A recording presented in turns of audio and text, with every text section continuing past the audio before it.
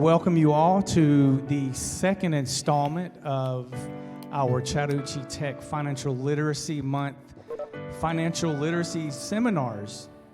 At this time, we are going to introduce you to our speaker for this session. He is the president of L.R. Johnson and Associates Incorporated Insurance and Financial Services, the founder of the Ronco Johnson Foundation for Financial Literacy. He has 24 years of experience in the life insurance industry and was named amongst the top 1% of financial professionals globally. He's a multi-member of the $1 Million Roundtable prestigious Top of the Table Award, and he's the second African American named top 4 under 40 in the nation by Advisor Today magazine. At this time, we welcome back our friend, Ronco Johnson. Thank you, David. Thank you so much. Good afternoon, everyone. Good to see you for day 2. Good to see you. Thank you very much, Chattahoochee Tech, for having us back. And this is for day 2 of our financial intelligence course. And last week we had a ball, and I heard a lot from our people at home. I know we had a wonderful fanfare online, catching our replay. Today we're going to talk a little bit more about how we use the bank. So today I'm going to share with you using your banking system. Day 1, for those of you that have missed it, we talked a little bit about how to become your own banking system. And before we get started on that, I want to just go ahead and say, listen, we really want you to become a member of our tribe. And this is a lifestyle. We're talking about a lifestyle. This is not a product that we're speaking of. It's a concept, but more of a lifestyle. So that's why we call our firm the Lifestyle Focused Advisors. And we'd love for you to be a part of our Lifestyle Focused tribe. So if you would take a moment just to know that we're going to replay this on Friday afternoon on our YouTube channel as well. So join us on YouTube, join us on Facebook, and I guess you would search for When the Lights Go Out, Are You Ready? With Ronco Johnson. So don't forget to subscribe, like, and share for all of our most recent financial intelligence content that we'll be blasting out for you, courses and coaching and destination travel. And you can also find me on Facebook, IG, and LinkedIn at Ronco Johnson. So, as David was mentioning, we want to build and protect your hard-earned assets and make them stay in your family longer. If that makes any sense to you, this is one of the secrets that millionaires and billionaires have been doing for many years, is understanding how their banking system works for them. And in day 1, we talked about how the banking system works. So we'll do a little bit of a review for most of you. Day 1, I didn't talk too much about it, but in 2012, I was named in the top 4 under 40 by Advisor Today magazine. As David mentioned, I was only the second African American to be named that. It's a tremendous honor that I take everywhere that I go. Being a young black professional in the insurance financial services is it's not as many of us as I would like to see.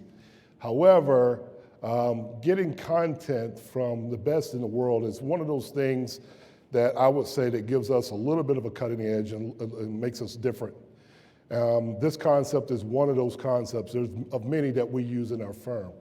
But I would just want to make sure that the people at home know that we're giving you, and Chattahoochee Tech is giving you first-class content, first-class information, and hopefully you take it home and decide to work with us or someone like us to better your situation, and hopefully you have the lifestyle that you want to live. So let's roll right into it.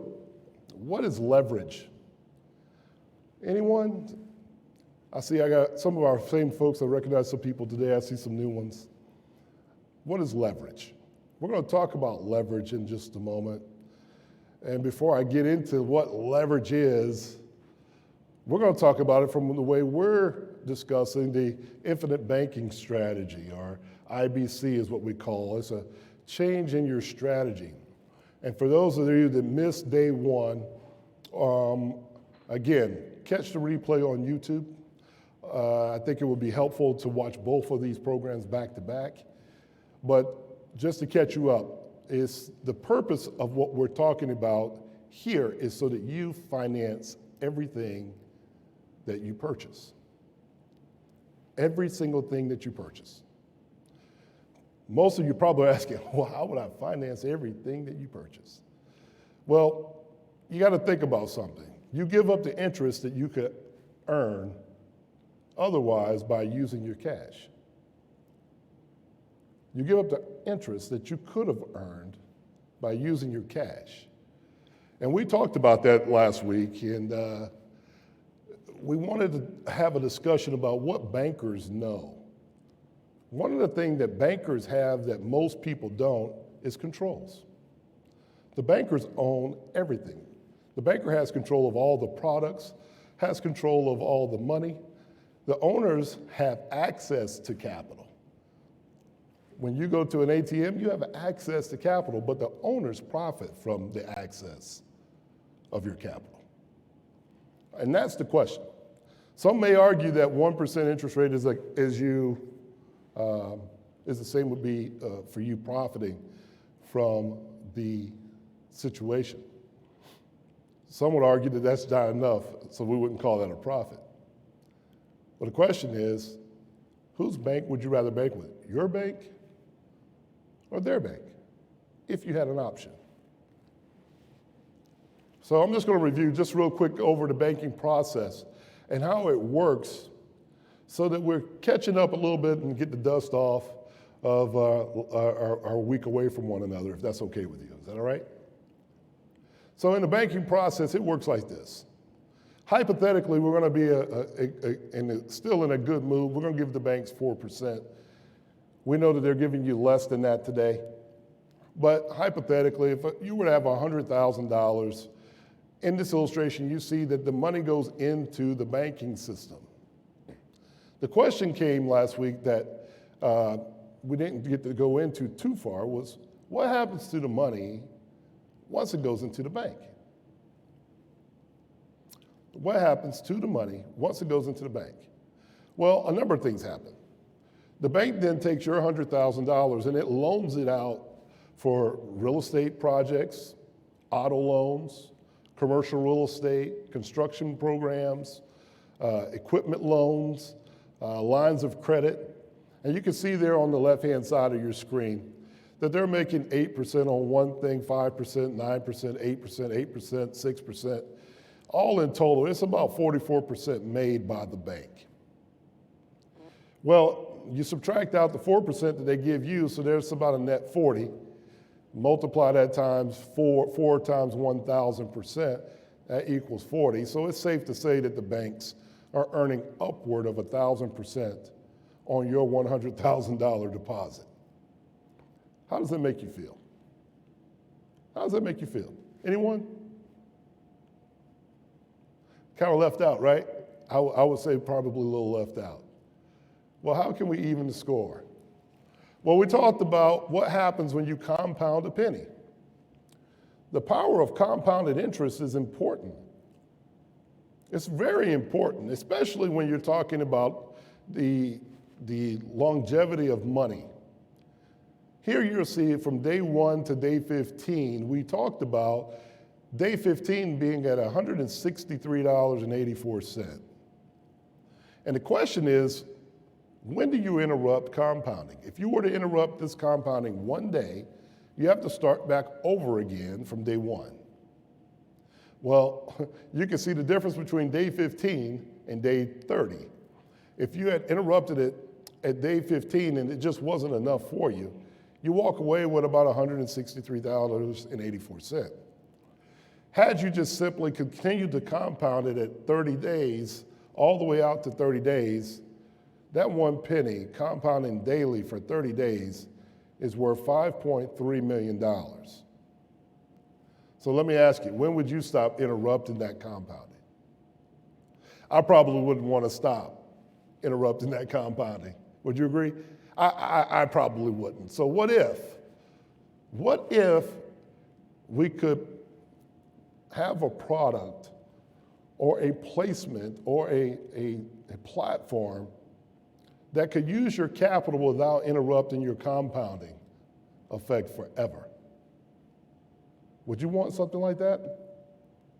Something that continues to compound just like that illustration shows forever. Well, then, if you knew that something like that exists, you have to start asking yourself, is it cash or is it leverage? Do I use my cash or would I rather leverage my cash because the cash is my tool for potential earnings in the future forever? Remember, we set a rule last week. We said that we were not called cash. We're going to call cash our tool. Tool. What is a tool? We need cash so we can live off of our earnings. We have to create earnings. See, we don't want to spend our first bucks. We want to spend our second and third tranche of money. And I think that's where many of us go wrong. So if you were able to place your dollars where it will continue to grow, then you can pay your bills and enjoy your retirement and all the good things like that simply by using your earnings, okay? We're going to talk about how that works. So let's discuss some of the normal objects that most people use to finance their projects. Credit cards, auto loans, mortgage loans, equity lines of credit, student loans, equipment loans, business loans, they're all over the place. This is the things that you go to the banks for. How many of you got credit cards? Raise your hand. So we got a full house. Got a full house today. Everybody's quiet. We're going to need some participation from the crowd. Everybody here has a credit card. How many of you have an auto loan? Raise your hand. Back home, how many of you have an auto loan? Type in, I got a loan. Let us know. Give us a thumbs up at home. How many of you got a mortgage loan? Raise your hand. Most of us, we're still there, 3 for 3. How about equity lines of credit? Or do you have equity in your home? If you own a home, do you have equity in your home that you could access an equity line of credit? Okay. Student loans? Anyone? Some people here want to raise 2 hands for that one, right? How about equipment loans or business loans? All right. Okay. Well, let me ask you something. While we're on this topic of leveraging, could you leverage any of these things, these products right here, for yourself in business? Can you? Credit card, someone may argue, well, I get a credit card and I go buy a television. Would that be leverage? Probably not. Probably not. But as we talked about in day one, seed capital would be leverage. And that's where people sometimes have lines of credit and they will take money off of their credit card as seed capital. And that seed capital goes to funding their business venture, such as real estate investing or such things as buying into new business. So ideally, if you had a $50,000 line of credit, you could take 50 grand off of a credit card, go out and put a down payment, maybe 5% on a down payment on an investment property, and start producing income from that. That income from that property is used to pay back the loan, okay? So that's what we call seed capital. It was just enough to get you started so you can start bringing back money, okay? Equity lines of credit are like that too. Just some ideas today, because today we're going to throw a lot of ideas. It's going to be a fun day today. We're going to make you really think about it. So when you go back home, it's not just about, hey, do I want to be a bank? It's how do I use my bank? And how creative can I be? If it makes sense to you, then you'll talk to someone about it. Hopefully you call us a little bit after the show, and we could talk to you about many different ways to construct your personal banking system. But equity lines of credit, you could do that too. If you got a line of credit, you could basically advance yourself money to go out and do your project. Most people are doing a home improvement project of some sort. But if you were to decide that, okay, this home that I just fixed up, I just put new hardwood floors in and refrigerators in and all the nice stuff, and I wanted to put it out for a short-term rental, such as an Airbnb or a VRBO or one of those types of things, and I wanted to do that. The minute the people start to rent your property and you start to receive money, that business is open. It's open, okay? So these are just some ideas that you think about. That's the advantages that you can use these things as leverage. But let's talk about who's really getting the advantage. When you're paying that mortgage loan and it's 4%, it sounds pretty good to you, right? But you have a 30-year loan on a $300,000 mortgage, you probably are paying closer to $600,000, $700,000, $800,000. Would you agree with me on that? Somewhere around there. How about your student loan? You know, the one you take out for like 40 grand, and by the time you're 50, you pay it off, and it's $400,000 you paid off. You know, who's getting the advantage? The owner or the borrower? Anyone? The owner or the borrower? It's probably the borrower, the owner. Probably the owner is getting the advantage. Would you agree with that? Yes or no? Right? Leverage.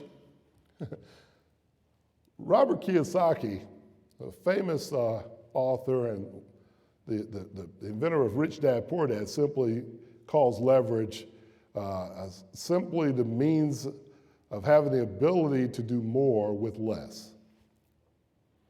And I'm going to show you throughout this conversation how we're going to do more with one single product. Yes, your infinite banking strategy is going to be used with this thing called life insurance, where we're going to be able to take these loans and we're going to be able to use them for car loans. We're going to be able to use them for mortgages. We're going to be able to use them for business interest. And you know, when I was sitting at home over the weekend and I was taking some of the emails and speaking to some people, I decided that I wanted to talk about how you could do it. But I realized that I probably need to talk from my personal experience, because a lot of times we get up here and you're talking and you know, you hear these gurus and things that are talking about these concepts, and they have no proof of their opinion. Some say things don't work, some say they do, but some people never even tried it. Well, I'm going to share with you 5 secret steps, 5 things that I personally have done with my infinite banking strategy that hopefully it motivates you. It's not to put myself out on blast and say, hey, look what I did. No, it's not to do that. It's for me to be an example of what I'm standing here promoting for myself. I wouldn't recommend anything that I'm not doing for myself. And that's probably the thing that I like most about our industry is, you know, if you're participating and you're doing the things that you need to do right, you can take the word from someone that's actually doing it. Would you agree with me? In other words, if I wanted to be a millionaire, I want to follow a millionaire. If I want to be a billionaire, I need to follow the trends and the habits of a billionaire. You know, there was a person that followed Kobe Bryant, the famous NBA superstar, and a young man was at one of his camps, and Kobe asked him, how many shots are you shooting a day? The young man replies, he says, I get up every morning and I shoot 500 free throws. I shoot 500 shots a day. I shoot 500 free throws and I shoot 500 jump shots. That's 1,000 shots a day. Kobe said, that's very good. He said, but you want to be one of the best that's ever done it, right? When you wake up, do 2,000. The bottom line is, you got to practice your technique. This is not going to be a like fish out of water type of deal for everybody. It is a lifestyle.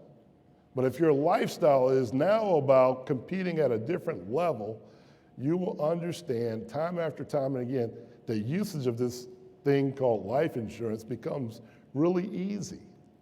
So let's dive into banking with an existing whole life insurance policy. Well, I call it existing because I already had my policy, and this is how I use it. Some things that you need to consider on a loan is the timeline and how it affects the policy. Okay? You always have to take into consideration the timeline. The actions of an owner, in my opinion, have a greater bearing on the results of the policy than the insurance company, which means you can't steal from yourself. You have to be what they call the honest banker. And I have my water with me today so I don't get the dry lips. But we want to be an honest banker. Why is it important to be an honest banker? Anyone? Anybody? If you continuously take money out the bank and you don't put money back into the bank, you probably got a problem, right? Would you all agree? Yes? Okay. So we want to be an honest banker to ourselves. In other words, what I'm saying is you're going to have the ability to take out policy loans. You're going to be able to take out policy loans and you're going to be able to buy great stuff. And yes, you're going to continue to earn dividends on that money forever. But you have to figure out the value of what it was that you purchased, and you need to pay it back to yourself. Does that make sense? Does that make sense? We're going to go through it and talk about it a while. Well, let's just say I changed the scope of how we talk about this existing insurance, and we called it an operating account. That's all it is. It's very simple. An operating account, we're going to take the premium, and then we're going to pay the insurance company. Some people don't know what the insurance companies do with the money that you pay your premiums with. Well, what do? They pay for real estate. You can use this money for auto loans. You can still buy commercial real estate. You can still have construction loans out there. You can buy equipment. You can do lines of credit, but on your paper and design it for other people. And you can take advantage of those interest rates that you've been giving away to the banks. Doesn't this operating account look just like the banking operation? It's just like the banking operation, right? So what happens as we're paying money back in? Remember, in review, we're trying to create this exponential curve. It's where your money is coming back into the policy. What happens over a period of time, this is where your accumulation of dividends begin to increase rapidly. So rapidly that it starts to outperform the premiums that you paid into the controlling policy. And you control the policy's asset. So in other words, if I've put $5,000 in and my policy's only costing me $2,000, if my dividend's paying me $5,000, well, technically, I'm not really paying for the policy anymore, right? That's where we all want to be, is where we have this asset that's increasing rapidly over time and continues to produce whether we touch it or not. Whether we touch it or not. So let's go back and backtrack. This was an illustration back home. I can't zoom in on it. I don't think we can, but just so I can give you an illustration. This is the infinite banking concept that we illustrated. And we're going to talk about this young man that put up $20,000. And what we did here is, you can see in the area number one in the guaranteed, I think it was like $14,000 that went to it, okay? Someone's gonna say, well, I put in 20 and it's got 14,000. Well, there's a cost of the insurance policy there that you had to put in play, right? But if you go over to the non-guaranteed side on your right-hand side of your screen, you'll see that in year one, he's got $16,000 of cash value. You'll see by year 5, I think that's about year 5, he's got about $94,000 of cash value there. Well, this is all after tax. This is after tax money. If you were to take that number, multiply it by 2, it would get somewhere close to what it would be if you had a qualified plan. Those plans that we talked about that were pre-tax dollars, you know, the IRAs, 401ks, 403bs and such. But if you pay attention to the death benefit, I think his benefit started at $300,000, the $350,000, but it has increased to right about $400,000 at that point. Now, if we zoom in down about at the bottom there, we'll see that his retirement age is about 67 years old. And at 67 years old, I think he's right there at $1 million. If he's not, it's right at $900,000. I can't see it from the screen from here. However, the death benefit is over $1 million. How did that happen? It happens because if you take a peep at the dividend scale, there's an annual dividend scale under the guaranteed.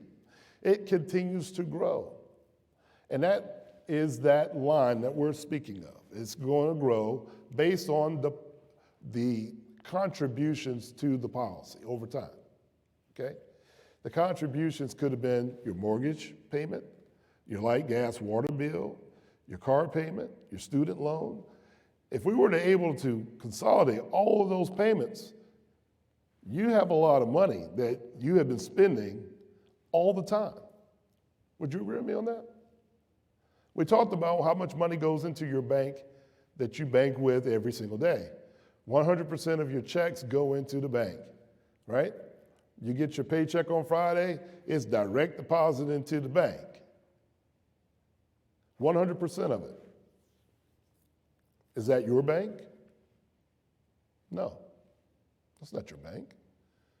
So if you had your own banking system and you had it designed that way, wouldn't you rather put 100% of your money into your bank first and then pay all the bills? If you knew that every dollar was going to continue to compound forever? Makes sense, huh? Well, we're going to share with you 5 ways to use your bank. And like I said earlier, these are 5 ways that I have used my personal bank, okay? The purpose is to spark some new ideas for you using this concept to fit your personal lifestyle. Doesn't have to fit mine, just needs to fit yours, okay? And in a few moments, we'll take some questions and hopefully got some ideas from you at home and you out here in the audience today about how to use your bank. If you had your bank, how would you use it to fit your lifestyle? So that's your homework. Number 1, opening my business. A little history, and I'm going to talk to you in story today. You know, L.R. Johnson and Associates, my insurance and financial service firm, we were established in 2005. I remember trying to get loans from the bank, and I couldn't get one. I had been in business 10 years, and I was making a solid 6 figures, and I still couldn't get a bank loan. Until one of my advisors told me, and one of my mentors asked me, he said, "Ronco, you still have that life insurance policy?" And I said, "Yes, I do." He said, have you checked it?" And I laughed. And I was a young man at that time. And I said, "No, I haven't checked it." He said, "Well, you mean to tell me you've been in the business for over 10 years and you still don't know how to use your policy?" I laughed about it, but I really still, what he said was really true. I hadn't really understood how to use it for myself. I knew what they had told me, but I didn't use it for myself at the time. So I go and I called the insurance company, and the one thing that I did do is I just followed my advisor's information. And he asked me to, every time I got it paid, I needed to take 20% of what I was making and put it into this policy. And I did that religiously. Every commission check that I got, 20% went in, and I kept the 80%. 20% went in, 80%. And that went on for years.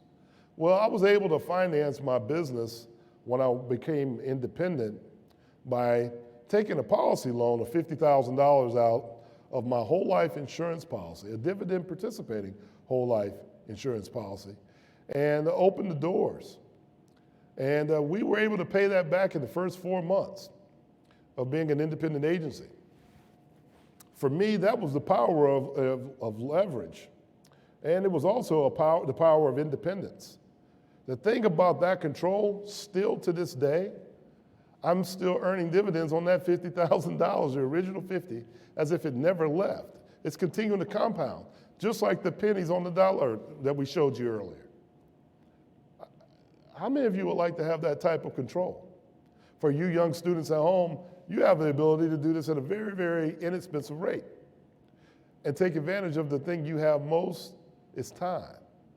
Time is the currency that I need everyone to really focus on. The more time you have, the better. Everything we're talking about here today is about time. Not cash, time. Time to spend more time with your family, time to do the things you really want to do. If I have more money and I have money working for me, I have time to take trips and cruises and events, right? Number 2, a joint venture project that I'm really, really proud of, and I hope my technicians in the back can help us get loaded up over there. In 2011, a record label called J-Vox released an album called The Get Down Club by a jazz artist by the name of Joey Somerville. And for those of you that have known my story or have heard my story, you know, I do a program called 5 Minutes. And Mr. Somerville is the gentleman that had rushed me to the hospital for an emergency that I had back in the 2012, 2013, where I actually flatlined. It's well documented and it's a story in itself. We won't go into that today, but at 38 years old, I flatlined. And I understood from that point on that I've been really blessed with a second opportunity. And I just want to make sure that I give as much information to people like yourselves, people like the folks in this room, and other advisors looking to increase their level of production and the quality of the people that they do business with the time that I have left. Yes, I realize that time is the most valuable asset that I have. Well, in this time, I decided to go on a joint venture with Mr. Somerville, and we created this album. It was a beautiful album, and the single called Swag, featuring Marion Meadows, happened to reach number 11 on the smooth jazz charts. You know, I can't play an instrument, I can't sing a tune. If you're in my car, boy, I'll probably break your ears trying to sing a song or hum one. But there's nothing like hearing your own music come over the radio. There's nothing like going through the airport and your song comes on. You know what I relate to with that? There's called royalties to this. But what makes me even more proud than anything else, you know, being able to receive a producer's credit as a co-executive producer with Joey, some people would think that would be the highlight. Some people would think being able to get an opportunity to meet some of the top artists in the world behind stages and behind scenes, that's the highlight.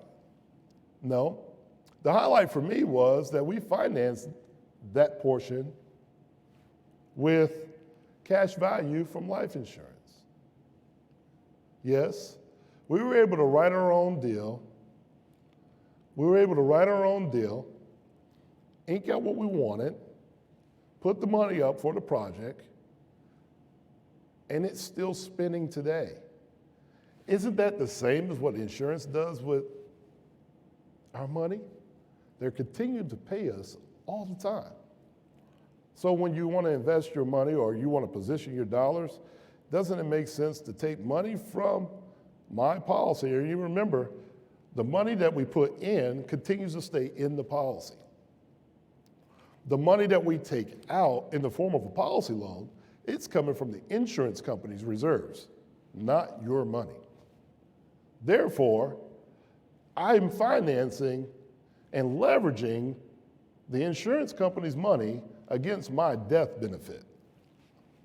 So if that was $50,000, if I had $100,000 of cash value in my policy, and I took a loan of $50,000, my $500,000 life insurance policy is going to reduce by $50,000. So that will leave my heirs $250,000. That's where the leverage is on the insurance policy. Has nothing to do with my cash. My cash stays on this side of the fence, continually to earn compounded interest year after year after year, and the dividends that are promised by the company, year after year after year. Well, in the meantime, while I take that money out, I can go out and get involved with a joint venture such as this one. Am I worried that the project might fail? Sure. That's a normal concern. However, do I need the money back right away? Not necessarily.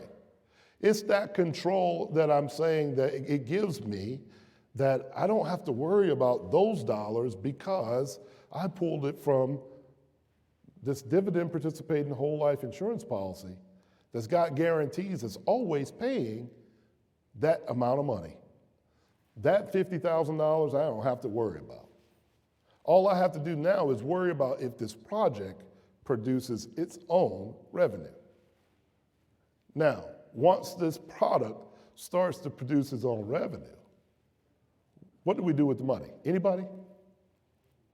We pour it right back into the policy. So the royalties from this project gets to go back into the insurance policy.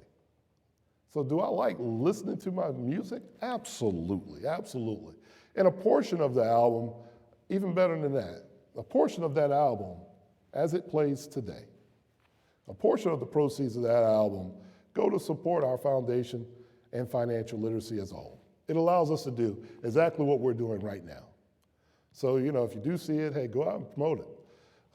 And you can get it on all the streaming services out there if you like. And this is what it looks like. This is Joey and Marion at a recent event that we did. Once it reached the number 11 at the Smooth Jazz charts. I don't know if you've heard the song, but IT, can you hit that for us and see if you can hit that for us? Yes, yes. That sounds just like money clicking right there. Like iTunes, like Apple. That's why we want to play it just a little bit. Wouldn't you like your money to come in the same way that the music does? Every time it plays, it's got to be calculated somewhere, right? Thank you, IT. If you hear that song, just know that you heard it first from me. I can't blow a horn. I can't play a sax or a trumpet. Those two guys do amazing jobs. But the Get Down Club is where that's at. And if you do buy the album, just know you're supporting financial education. And you're using whole life insurance, and you're watching how whole life insurance works. And it's around you every single day. The next thing, let's talk about my third one. My third is my real estate investment properties. Most of you have heard of Airbnb. If you're in Atlanta and you're coming in to visit, there's the website. Come by, rent us out, take a look, browse it. You're welcome, come visit us. You're invited, I'm inviting you, come visit. But let me talk to you a moment about how this works. How many of you want to get into real estate investing? We got a separate class for real estate investors. So we're going to do a different course. We got different coursework coming out for you guys. Talk about how we leverage your equity and using your banking system to do that. And how flexible life insurance can be when you're buying one property to the next. I know a lot of us know about, different products out there, such as self-directed IRAs and such. However, self-directed IRAs don't give us quite the flexibility that life insurance does. Well, I want to share with you a story. And I hesitated to talk about it. I said, well, people are going to think you're talking about yourself too much. And my mom and dad are probably at home, and I know I got some family that are here in the crowd and that are probably at home. And, I come from a background where you just don't talk about your personal life. You just keep things quiet. I can hear my mom now. Ron, you don't have to tell everybody everything. I won't tell them everything, but I'll tune into just one little secret. Real estate investors, you're going to like this one. I went into real estate investing because I just thought it was something to be nice to do as a secondary way of having passive income. The question was, how am I going to get another loan for a 5-bedroom house, 3-bath, and I really like executive style homes. I'm really not the person that wants to do the ugly home type of deal. I realized really quickly that me and a hammer have a relationship that we just need to stay apart. And so building the ugly home is probably not the thing that I want to do. It took time, it takes time. So one day I was in a meeting and I came across a real estate investor that invests in what they call subject to homes. And I realized really quickly that subject to is a situation where people buy homes from people that are in distressed situations, or they take over the property. And then immediately the investor turns around and sells that property or that contract to somebody else that's investing in that project. Well, that sounds like someone's doing all the heavy lifting to me, and then they turn around and they sell the property for a small profit. And that's typically how they're using the contract of the house as leverage to build their business. Does that make sense? Does that make sense? Okay. Well, being that I've been in the money business for some time, I realized something. That sounds almost like term insurance to me. Let me explain. We have not talked about term insurance on this meeting. But term insurance is an insurance policy that you pay, and it doesn't have an asset to it, and basically you wait till you die, someone to inherit it. However, from the salesperson's perspective, once you've sold it, you might have to go out and sell more and more and more. You're always flipping. The asset's not growing, so I personally like the fact that my asset, life insurance, whole life insurance, grows from my client. When it grows from my client has no other worries. They're off living their lifestyle. They're buying boats, taking trips, retiring early. I don't want to be 80 years old out here flipping insurance, right? Well, that's kind of how I saw the real estate business, where this guy was out here, he was doing things, and they tell him, hey, you can sell the house or sell your contract for $10,000, $20,000. Name your dollar. Well, let's just say it was $30,000. I gave the guy $30,000 from my bank. I called my bank on a Tuesday afternoon. I met on a Thursday afternoon, and I had my check in hand. We closed on the contract. I went to an investor who invests in subject to properties. I paid him 30 grand from where? My banking system. Am I really worried about if that thing is going to work? That 30 grand is still operating. It's still earning dividends. It's still cash flowing. Still today, forever. However, I borrowed $30,000 from the insurance company's reserves. It reduced my death benefit by a little bit, but immediately what I did after I bought it for 30 grand, what we did is we furnished it and immediately put it up for rental at $800 a night. And it's been sold ever since. I think today you probably can get it at $600, depending on what season you come into Atlanta. Catch us pretty quickly. But, we like to say that we're on the Ritz-Carlton side. We're not at the lower end of the totem pole. We want our clients to have something nice when they come into town. We want our friends to want to come back to us. We want us to create a environment that's safe and it feels good and homey, and the experience is everlasting. That's what this is all about, right? Well, now that home is producing over and over again, let's talk about some of the advantages. Let's talk about some of the advantages of real estate investing for a second. My company, when a company purchases insurance, or we talked about how you can have a company, in day one, we talked about company-owned life insurance, where companies own life insurance, right? And you're the insured. Well, what happens when your company purchases real estate? There's a couple of advantages. So I'm going to tie two different worlds together now. So if I'm going too fast for you, I need you to understand we're taking the insurance world and the real estate world. Now we're going to put these two together so you can kind of see how it works. And then we're going to take the corporation world and put it together. So we got three legs to this table, right? We got the insurance, we got the real estate, and we got the corporation. So the company is listed on the deed. See, Ronco Johnson loaned his company $30,000. The company took the $30,000 and invested in some real estate. The company owns the real estate. So what we've already explained that the cash value continues to earn dividends plus interest forever, right?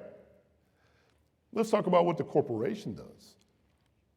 The corporation receives depreciation on the purchase of this property, on the purchase price of the property, and the improvement cost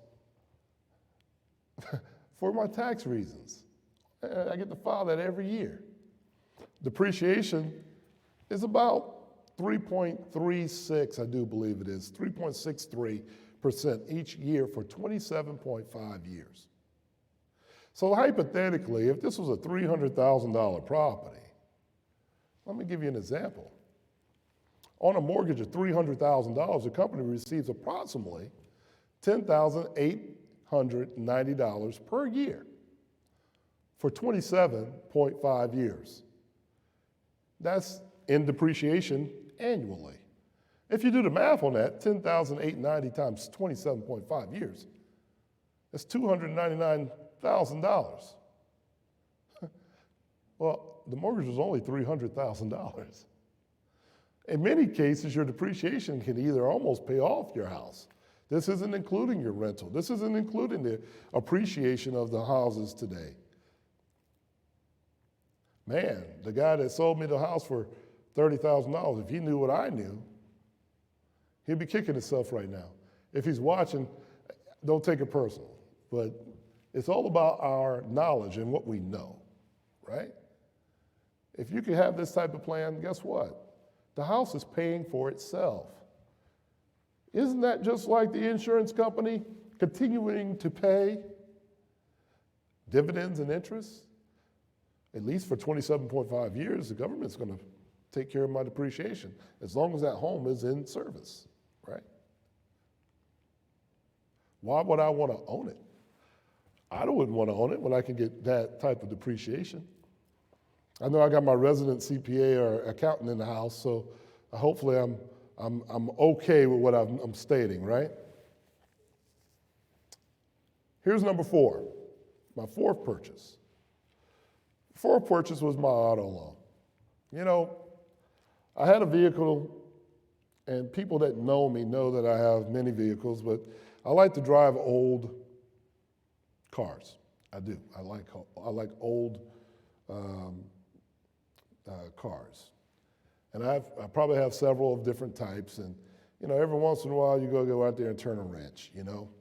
And when I'm not in a suit and tie talking about finances, I'm probably playing around with trying to fix something up that's from the bottom and then turn it into something fantastic, right? Well, about 4 years ago, I had a car accident just before COVID that left me in a situation where I had to reevaluate how I was moving around. That's what led into the real estate investing. I couldn't move too much. I had another knee surgery, had back and neck surgeries, a shoulder surgery, and that recovery time was about 2.5 years. And then COVID comes, and then you got another 2 years that everybody's sitting at home. So that's 4.5 years removed from the public, right? Well, I decided that I don't have this car anymore, the one car that I once had, and I decided that maybe it's time to go ahead and invest in a new vehicle. You know, most of the time I go get out an old vehicle, and all my cars are paid for. We don't have to worry about paying monthly bills on that. But I thought it would be a good idea to, ask my banker, myself, for a loan. And this time I wanted to go out on a bang. My daughter's gone off to college. You know, I'm an empty nester and the whole bit. And I think it's that time where I deserved the best. It's that I deserved something to show my appreciation for what we've accomplished and where we are today. So I went to the bank, I did a wire transfer into the bank, basically about $100,000 or so. And I'm going to go get something really nice, and I'm thinking, but I'm going to put it into my insurance policy first. And I had to put it in my insurance policy first so that we could capture the interest and dividends on that money. Does that make sense? And then we asked myself, the banker, for a loan. So we take the cash from the policy, and we take a policy loan that was sent to my business checking account to Wells Fargo within 3 days. And then my company went out and bought a company vehicle in cash. Some people say, well, I saw you pay cash. I took another business friend of mine with me, and a lot of times we use these as coaching sessions. Some of my smaller network, my little small men's mastermind group is what we call ourselves, as an opportunity to learn. And I asked him when we went, what did he see? And he saw me paying cash. He thought it was the best thing since sliced bread. But I went back and told him, I said, no, I did not. I love my cars. I didn't pay for them in cash. And as a matter of fact, I ended up buying 2 cars just because I got over really well. So my babies are something that I really, really enjoy showing off. And for those of you who are car fanatics, I want to be in the car club. So if you're in the Maserati club or the Aston Martin club, I want to be in those clubs too. But guess what I realized? That's a marketing tool as well. I realized that I shouldn't be ashamed of my accomplishments. I shouldn't be ashamed of what we're talking about. I've worked very hard at creating that curve in my insurance policy. I've worked very hard at being one of the best at what I've done in my career for a very long period of time. So it is not showing off. A matter of fact, you find that you start getting further and further along when you care less and less about what other people think. So at this point, that's what I'm saying. I care less about what other gurus think. If they don't have it, that means they've never tried it. If they're not in this industry and they're just a radio personality, they're not doing what we're talking about. You need to take it from real experts, true experts, with a proven track record that can show you, can tell you, this is what we're doing. This is what our clients are doing. Guess what? I also know that certain vehicles are going to have an appreciation once they're done, right? Once they're at the 20-year mark. Kind of like equity in a house. Can you leverage the equity in a vehicle? You think? When a $200,000 car increases to $500,000, is that an equitable situation? I think so. I think so. Could I rent out one of these vehicles and let it be on Turo and probably get $150 to $200 a day just for someone to drive these vehicles if I was not happy with it anymore? Isn't that almost like the Airbnb? Right? Right? I can make more in a month than I pay on the car. We're still talking about leverage. Come on, y'all. My crowd, my house fans, did I put you to sleep? Did I put you to sleep? Well, let's talk about my advantages here. Once again, we recaptured $100,000 forever. We're going to earn interest and dividends on that money forever. It's still earning money, even though I leveraged it against the insurance company's reserves and my death benefit, pulled the money out, went out and bought a car. Let's talk about how the corporation works. The corporation received a deed for each vehicle that was purchased.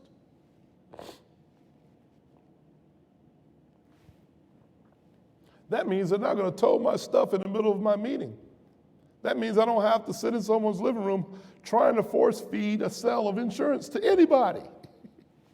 I own that vehicle. And I say ownership is important. It's important for everyone. It doesn't matter what class of citizen you are. Ownership is important. But what's more important than ownership is having control, right? If you can have control of the things that you own or your company owns or that your trust owns or that your life insurance owns, that's the most important, right? So the corporation also receives a depreciation on each vehicle that's purchased. I think it's over a 5-year period of time. And if your vehicle's over 6,000 pounds, you get a full depreciation in the first year. It's not bad. It's not bad.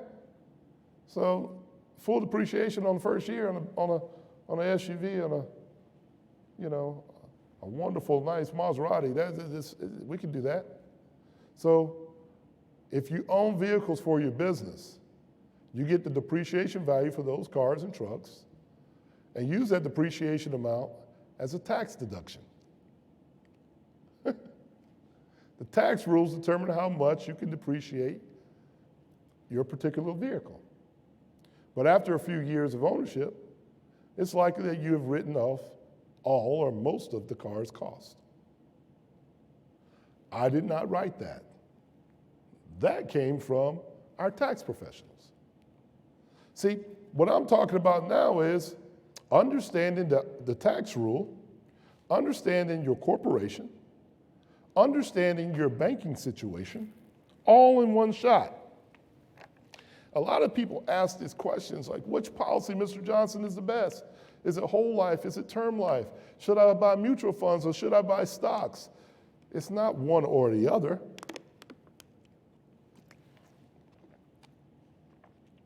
That wouldn't be the right answer. It's a combination of all of them. It's a combination of all of them. I had a person tell me and argue and debate with me that stocks were better than buying this money in insurance. And there's a couple of gurus on TV, if you go on and Google their names, and like I need to promote them anymore, but I think it looks kind of foolish when I listen to them. And they think that, hey, you need to put it in this mutual fund. This is a waste of money. And I told you last week, when you hear those gurus call life insurance an investment, turn the television off. Here's why. It's not an investment. I'm going to say that again while we're here. It's not an investment. The minute that you see the word premium, that means that we're paying it with after-tax dollars. It's not an investment. Life insurance gets special taxation from our government. Look it up. All we're talking about here is facts. So you folks at home, you're going to get that from me. That's what we're going to give. Facts. Investments mean that you have to pay capital gains. We're not paying capital gains on these loans, right? So if that's the case,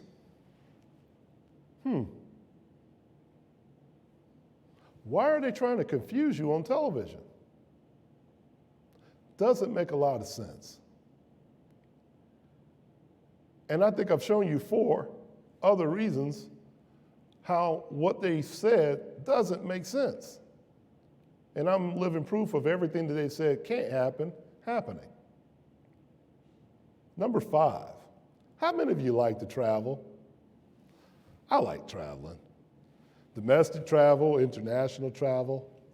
I meet people all the time that put money away to fund their travel experiences.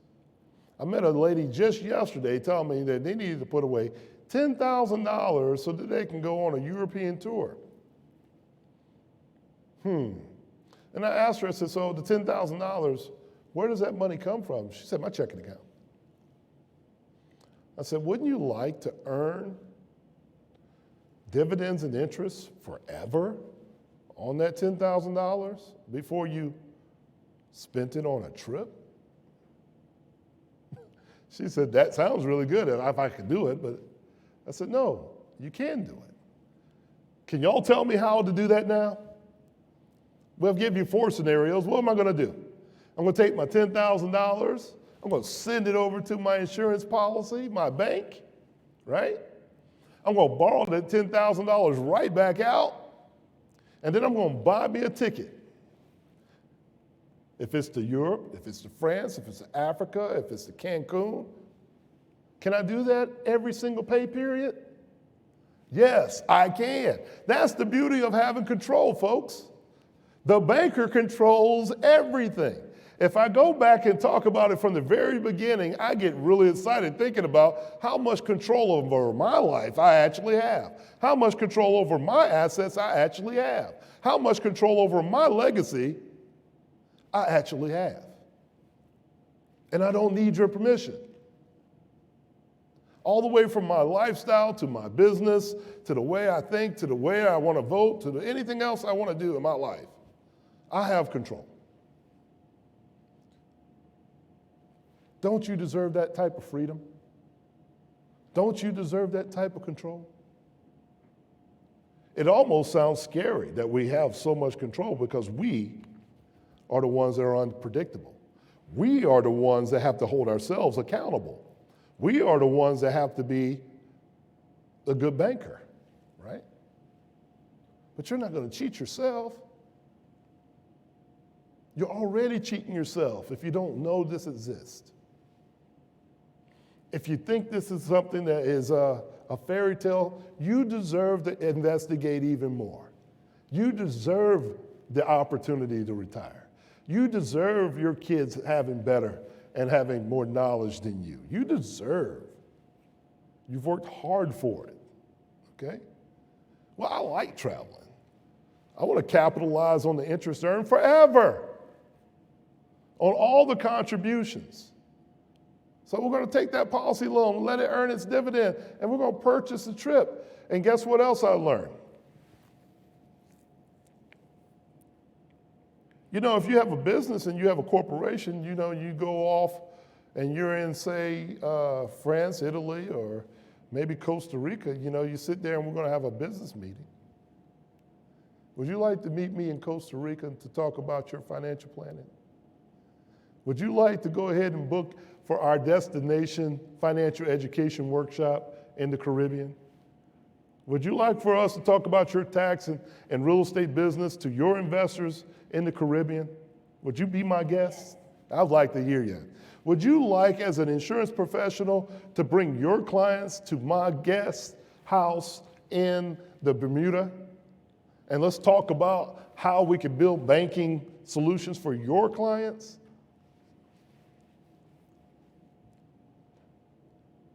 That's just created a business expense, right? What's even better than travel is learning how to earn while you travel. While you travel. There's nothing like spending 10 grand on a trip and coming home with 20 grand. That's a trip. Not everybody can relate to that. But you know, I have a good friend of mine that's in the audience today, and she always says, you know, you are what you think. You can create your own existence. I'm glad she visited us today because I was listening. I've been listening the whole time. I actually think that way. I really do. We can create for ourselves whatever we want. The thing is, we have to change the level of knowledge that we have. Once you change your knowledge base and you change your circle and your surroundings, and then you have information and quality information from quality people, all that's going to happen is you start to advance, right? It's just like that exponential curve that we're creating in whole life insurance, right? The more that I put into it, the higher it goes forever. The more information that I put into this brain, the higher it goes forever. What you have been taught in the last 2 sessions, you can't undo. This is going to be recorded for you to play back as much as possible. I am going to ask you to go home. Share this with your family and your friends. Become a part of our tribe. We want you in our lifestyle focus group. Because it's about your lifestyle. I want to hear how you want to live. You may be thinking about doing something I've never thought about. Maybe you want to cruise to Morocco and talk about what we're talking about. Never thought about it. Why not? Can we do it? Sure. Absolutely we can do it. If you think about it, you can do it. You can do it. You know, a lot of times, again, just like life insurance at the very beginning of today's session, we said the owner is the most unpredictable. More unpredictable than the insurance companies. It's how you think about what it is that you own. If I'm going to drive that Aston Martin 20 miles an hour, there's somebody out there that will drive it at 330. There's somebody that knows how. I'm not going to do it, but somebody knows how. Okay? You can have it too. So, if you're interested in becoming part of our lifestyle-focused clientele, or taking one of our coaching classes or our courses, get in touch with us. Give us an opportunity to talk to you. Go online. It's really simple. Schedule your meeting. We'll take about 40 minutes to see if it works out for you and which way we need to put you on, and click on it, and it tells you the days and time that we're available. And we will be more than happy to consult with you and help you determine your next steps in becoming your own bank. But in the meantime, I'm going to ask you all to subscribe. Tell a family friend. When the lights go out, Are You Ready? Is on YouTube. It's on Facebook. And you can also find Ronco Johnson on all your services. And don't forget the Get Down Club on all your streaming services as well. That's my time on that today. We're going to take a few questions from the audience and before we wrap up. Okay, if we have any questions from the audience, I can bring you a microphone. Now, did I do so well today that I have no questions? I mean, you can make one up for the people at home because I know that you're there. You're calling me at 12 o'clock in the morning, sending me messages at 12 o'clock in the morning. I would appreciate it if you go ahead and send them to me now. I just wanted to say something real quick, that this was so beneficial, especially for CTC students who are in very specified fields and technical diplomas and certificates. I have students who've been in cosmetology, who've been in barbering, and have wondered how they can excel in that field. And now they have the tools to do it, and they can catch it on YouTube if they didn't, correct? That's correct. Awesome. So I just wanted to let that be known. We have plenty of non-traditional students just really trying to find their way. So I wanted to let that be known and you know, give them the necessary information and tools to succeed. Absolutely. Thank you so much for saying that. You know, one thing about being a non-traditional student is that this is non-traditional behavior, right? And who says you have to be traditional? How's that working for everybody? I mean, traditional? Who wants to be that? I subscribed to that one time. But then again, we look around in the United States, guess what? We're upside down, we're in debt. 80% of the people that you talk to don't know a daggum thing about money. They're one or two checks from being absolutely wiped out. There's companies that we once knew that went through a pandemic and couldn't afford to be sustainable. Who wants to be traditional? There's companies that had many employees, and all of a sudden they had to lay them all off. And these traditional people had to go home to their families with nothing, asking for a handout.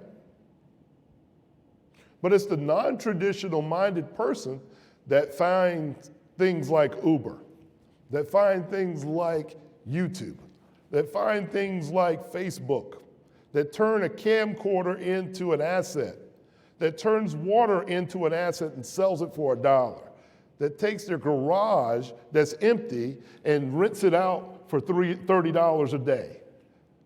It's the Airbnbs. Those are all untraditional. Who wants to be traditional? If you want to be traditional, I'm probably not the best fit for you. But if you're an outside the box type of thinker and you want someone that's going to think about your situation, your lifestyle, in a non-traditional way, then hey, you're going to give us a call because we're focused on your lifestyle. And there's not any one lifestyle the same. Does that make sense? You can use what we've talked to you today about as a barber. You can talk about this as an electrician. You can have a life insurance policy as a landscaper. You can have a life insurance policy as a real estate agent. You can have it as a doctor or a lawyer. You can have your own banking system. You deserve it. You deserve your own banking system. You deserve to be able to write your own contracts. You deserve that. Okay? Have another question here. Good statement. Thank you for joining us. Well, Ronco, I just want to say thank you so much for getting us into the mindset of being our own bank, instead of being consumers, you're actually showing us how to be producers. And I want to say thank you for that. Thank you for coming and thank you for saying that. I think it's important for our culture today to really start looking at how we were doing things. Are we consumers or are we able to be producers? The truth be told is everyone has been producing something all the time. We just kind of allowed ourselves to be a little lazy and let someone else drive the car. Well, guess what? It's time to probably drive the car, or at least control the car and then pay someone to drive it. It's a little different, because if I'm paying you to drive my car, the person driving the car is a business expense. There's some advantage for me. Make sense? Okay. We have a couple of questions from a listener online, and this is an interesting listener because you may remember him. A young man by the name of Breon Brazier. You may not remember this, but the first time you came to Chattahoochee Tech to speak Yes. was in 2009. 2009. 2008, 2009. And Breon Brazier was a student athlete here at the time, and he was in the audience that day. We had the entire basketball team there that day. Yes, I do remember Breon. And then later on, I believe he wound up playing for you for the minor league basketball team that you owned. Yeah, and that's another thing that I did not talk about, but I used life insurance to purchase a minor league pro basketball franchise that helped young adults get overseas and hopefully further their careers to the NBA or play overseas. So I understand what it's like to be an owner and write a check. There's a difference. And Breon, I do remember you, buddy. And I think we got to see each other one time at an LA Fitness, and he had to remind me he's much taller than I remembered him. And but I'm glad to see you here and listening again, and hopefully to know that some of the things that we talked about back in 2009, you're a grown man now. Man, 2009, it's 2022 now. And you still remember. Right. That's the level of impact that we want, right? That, for me, gives me goosebumps, is to say there's somebody that I'm going to talk to, there's somebody that's going to be in a room that I'm going to speak to. I don't know if it's going to resonate with everyone that I'm speaking to. This is not designed to sell anyone. It's designed to show you that it exists, that you may not know it exists, and if you do know it exists, that you don't walk by free money, and that you don't see things a different way. That's what this is designed for. Right. You know, I once talked to a pastor. The pastor said, well, when you walk in the door, I don't change what I was going to talk about because you walked in the door. I don't say, hey, here comes Ronco today. He ate his Wheaties, so I'm going to talk about his Wheaties, right? He doesn't do that. The pastor already knows what he's going to talk about. He's going to talk about it, and the whole room is going to hear it. And there's some people are going to respond to what he presented that day, right? It's going to land on them a certain way. My goal is to make an impact throughout this world and to be as significant as I can. And Breon, you're awesome, buddy. Thank you so much for checking in. And hopefully we've been that for you. So, Yeah. So Breon does have two questions. what you got? The first one is, how does a young person get started with the concepts that you're presenting from a monetary standpoint? How much money does it take, or? You know, Breon, last week I had a person that's here today actually asked me that question. How much money does it take? Well, let me phrase it a different way. How much of your money goes into the bank every time you get paid? Some of your check or all of it? Last I checked, all of your money goes into the bank. The question is, do you want all your money going into your bank? Or after this presentation, do you want to continue putting all of your money in someone else's bank? That's the true question. See, when we change your lifestyle and we focus this thing on your lifestyle, remember, it's just the banking system. Give an example. If I made $3,000 a month and my bills were $1,500 a month, do I have to use the whole $3,000? No. I'm going to take out $1,000. I'm going to pay my light bill, my gas bill, my water bill, my car note, whatever else I got to pay, right? But suppose that we've sat down in this 40-minute one-on-one that's on your screen, go to Calendly and hit on Meet Ronco Johnson. Go ahead and square your appointments up. We got 4 or 5 appointment times 3 days a week. Schedule. That's what we do. Take the free consult. That's what you do. So we can talk about your lifestyle. And then we coordinate and we design a system, a concept around you. It's not cookie cutter. So there is no super cost and there's no small cost. You do need to know this. Most people who design infinite banking concepts for their clients, the insurance agent is not making as much money as these premiums sound. That money is going into the cash reserves for you. So like I said, we can't cheat ourselves, right? So if you put in a couple dollars, you're gonna get a couple dollars out. You put in more dollars, you're gonna get more out of it. We like to promote maximum funded insurance programs. That's what we like to promote. But your maximum is gonna be a little bit different than someone that's older or less in shape, okay? You do have to qualify for the insurance.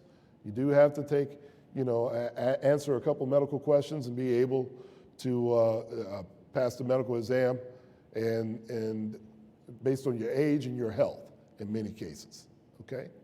But I'm looking forward to you having a one-on-one. I would love to talk to you. Okay. Breon's second question is, how much money has to be deposited into a whole life insurance policy before you can withdraw some of that money? Okay. The question is, how much money needs to be put into the plan before you can take money out? Okay? Hypothetically, if I'm going to buy a car that's $20,000, I need to at least have a plan that has $20,000 in it. Remember, we're wanting to take the money out so that the $20,000 is just continuing to earn dividends and interest forever, right? But I got to have enough money in the contract to keep the contract available. That's why you have to pay for the premium of the actual policy. So the insurance company allows you to take out 90% of the cash value without closing it out, okay? Typically, from the time that we design the plan and get it in place, and once it's in force, once it is your plan, you can start taking money out of it 21 days after it's been approved with one of our carriers. And how we design it, usually we have an overfunded, maximum funded plan from the very beginning. So there's dollars that are going into it that you would have access to. But that depends on the situation once again. It's created for you as an individual. It's custom built for you. Any other questions?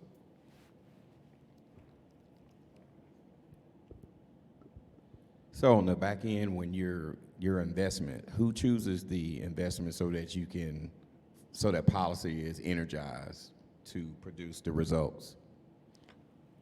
Who produces the investment? Who chooses the investments? Who chooses the investments? Once you've put the money in, let me get more specific. So I run my own IRA, and I pick and choose what vehicles, the placement of the funds, how much, and all that kind of stuff. Sure. So this is the same situation where we pick and choose based on what you offer, or can you go outside the box, or can you do a combination of that? Okay. Or are you able to do that at all? Okay. Good question. And I understood your question. I got to let it come back to you. Here's why. When you say investment to me, that means taxable. Life insurance, is it an investment? Yes or no? No. There is no investment. Now, if I were going to ask you if I were to rephrase that question, let me say it that way. What can I do with the money in my policy, and what can I invest in? The answer to that is you could take cash value from your policy and invest in anything. Music, real estate, mutual funds, stocks, bonds, cryptocurrency. You could do anything you want with your money. You're the bank. The only thing is, you're not placing allocations in this. The life insurance company is already buying bonds. Most mutually held companies that are paying dividends, they are participating in real estate. They're participating in commercial real estate. If you look at their buildings all over, they're participating in AAA bonds. Some of the oldest bonds available out there, you can't get them. Those things are 200 years old. They're continuing to produce, right? Less than 1 or 2%, I think it's no more than 2%, I do know is less than 3% of mutually held companies even invest in stocks. I mean, they keep a very small amount of risk. The reason why I like using guaranteed whole life insurance products, and I know that there's people out there that use other products. There's a UL and there's a variable universal life and all these different things. Here's the thing. Anything I say variable, I'm going to ask you to respond to my question in the microphone. When your stock, if I took $100 today, can you guarantee me you have $100 tomorrow? Yes or no? No. Okay. If I were to do a mutual fund with all my favorite classes in it, and I gave $50,000 today, can you guarantee me a 10% return? No.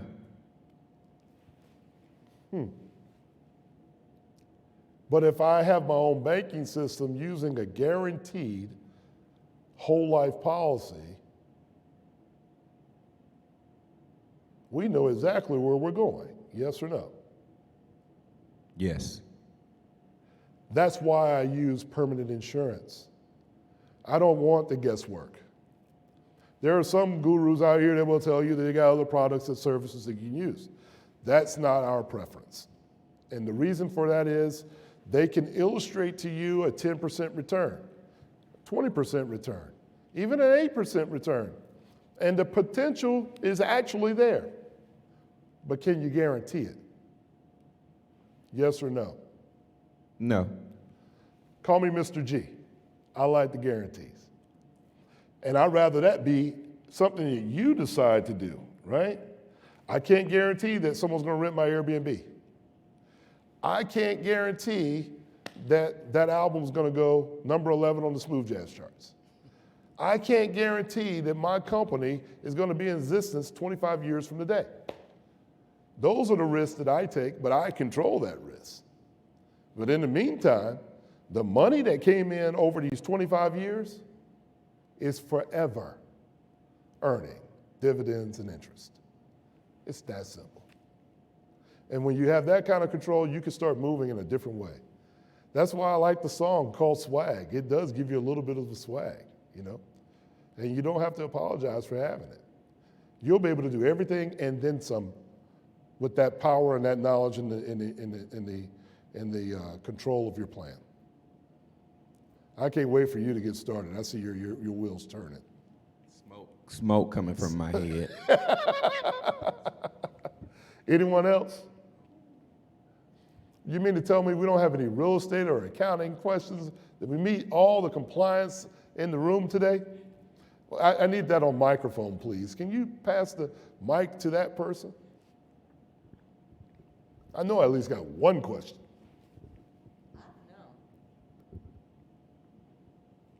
I think you just did a really good job today. I really don't have any questions. I didn't hear that. Could you say that in the microphone for me? For the Ronco, people at home. You did a good job today. I think that the only thing I think about now is I think you've given us all of the information that we need, and now it's going to be more of getting with you with an individual plan. I think that's where so many questions are coming from. I'm thinking about Breon and maybe where the young people are thinking, you know, do I have enough money to start this? Do I need a certain amount of wealth to start this? You know? Sure. And I think that's where now, if you're understanding enough of this and you're believing enough of this, then it's just time to get with you. Sure. And sit down and do an individual things. My mind's racing, but it's more personal, you know, like things for David and I and what we would need to do. So that's the only thing I think of now is that we just need to get with you individually to figure that out. You know, let me share this with you from the stage and for my audience that's here. Last night, the replay of day one played.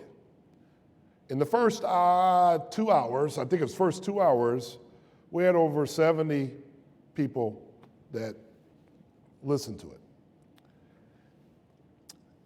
You became very popular in the chat because you asked a question. And I think I probably said your name. Your personal experience is something that someone else that's listening may want to hear. Because you asked that question in this forum, I was able to answer it for all of them back there, right? Right. So just remember something. Hey, look, we're giving gifts here. We're giving gifts to make gifts go further. Don't hold it for yourself. Share it. Ask it. The question is, for someone like a Breon, he's got to understand, I was 24 years old when I started this business. My first policy, I was 24 years old. I was not married.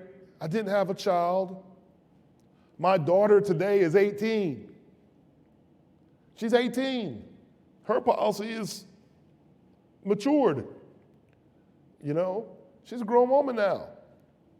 So when I met this young lady sitting in the front, it's been, 15 years?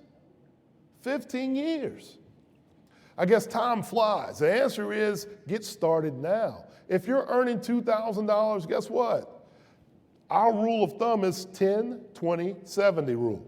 The first 10% of what you make, you need to have it. 20% goes to debt, 70% goes to lifestyle.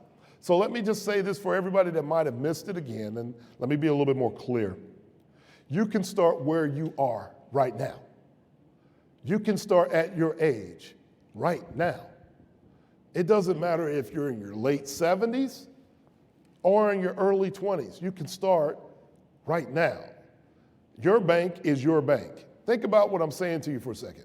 If 10 people went to the bank right now, the original bank that you go to, bank all over you, walk all over your bank, wherever you bank at, if 10 of you walk in, I guarantee you all 10 of you are not the same age. I guarantee you all 10 of you don't have the same amount of money in the account. I guarantee that.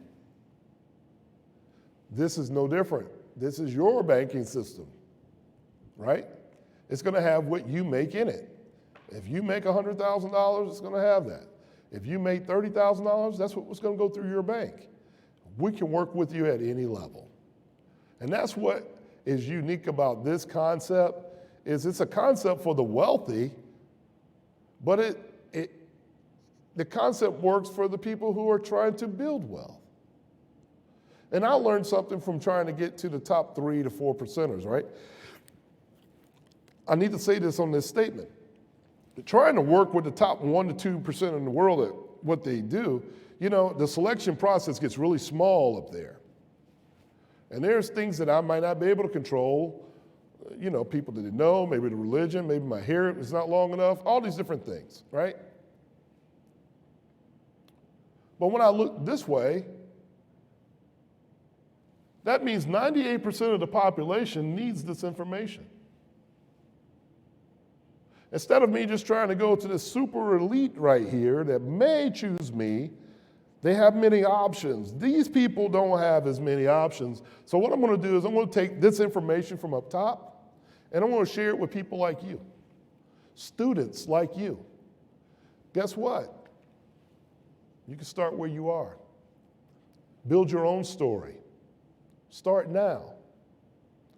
That's what the beauty of having control. You have control of this right now. You can start a corporation today. Get on the phone or get on the computer, type in, go to our Calendly, meet Ronco Johnson, schedule a meeting, let's talk about it. Let's design something. And hopefully you become part of our tribe. But if you don't need an appointment at this time, still, go on to Facebook, When the Lights Go Out, Are You Ready? Go on to YouTube, When the Lights Go Out, Are You Ready?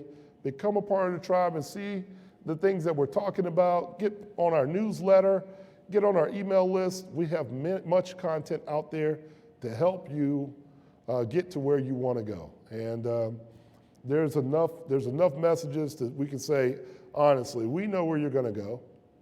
We know where we're going. It's just a matter if you want to drive or not. And, you know, thank you guys for your time. Thank you for your questions today. Do we have any more from the floor? I don't think we have any more online. I think that's going to be about it. I want to echo what Evan said earlier. Thank you so much for the information that you've provided and the time you've taken to come and present. You know, we did this last year. We did 3 sessions. Again, this year, it's just fantastic information. There's a lot more to come. I think you and I have had some conversations about partnering up on some other things down the line. And, you know, for myself and Chattahoochee Tech and Evan, we're excited about those possibilities. And I want to wrap it up for you with an old-fashioned radio interview style ending. And I know you've already given some information, but tell us how we can get in touch with you. Okay. How the listeners can find you and set up these appointments that you've been mentioning. Okay. David, first of all, let me say thank you. I'm really excited about this partnership that we have and with Chattahoochee Tech and others that have allowed me to come here in this space and to talk about some really advanced, complex planning and make it simplified for your audience to take part. I know that I've talked to some of your student body, I've talked to some of your faculty and staff. They've been amazing. For those that I've had meetings with over the past week, you've been amazing. I can't wait till we share your stories in a public forum. For you at home, the folks that are watching this as a replay on YouTube or through our channel, When the Lights Go Out, Are You Ready? Please, please, please, subscribe. Hit the like button, give us a thumbs up, get on our mailing list. Here's why. When you're on our mailing list or when you subscribe to the network, don't just look at it, hit subscribe. That way you know when the next meeting comes about. We're looking at providing financial education here in the future. If you want to be part of the live audience, come and share and be a part of what we're building here. We're really super excited about the future and what it holds. So there's much more coming towards the end of this year that we're excited to tell you that we're in planning for. So how you can find me, Ronco Johnson, at Ronco Johnson on social media, or you can go to When the Lights Go Out on Are You Ready? When the Lights Go Out, Are You Ready? On YouTube or Facebook, or you can look up L.R. Johnson and Associates.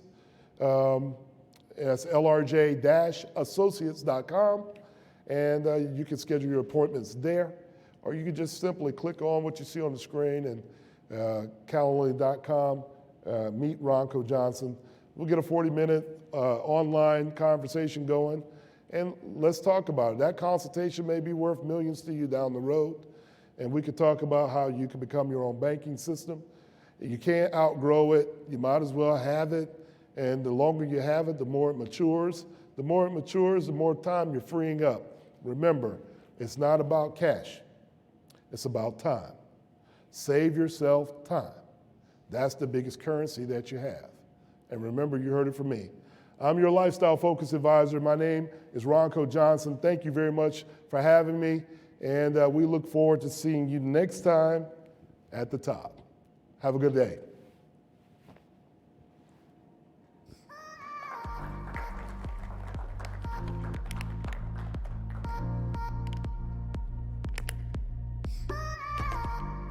Quiet, quiet, quiet.